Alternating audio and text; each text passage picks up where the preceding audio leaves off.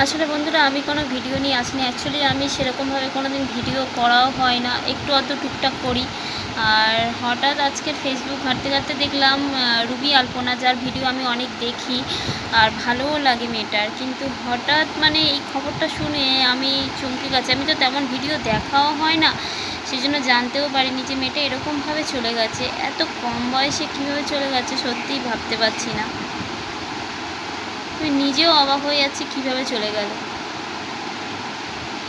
এক তো গরিব মানুষ, অত কষ্ট করে আজকের ভিডিও করে একটা জায়গায় দাঁড়িয়েছিল, ভগবান একটু সুখের মুখও পর্যন্ত দেখতে দিল না। এরকমভাবে ভগবান কেন নিয়ে নেয় সত্যি ভাবতে পারি না।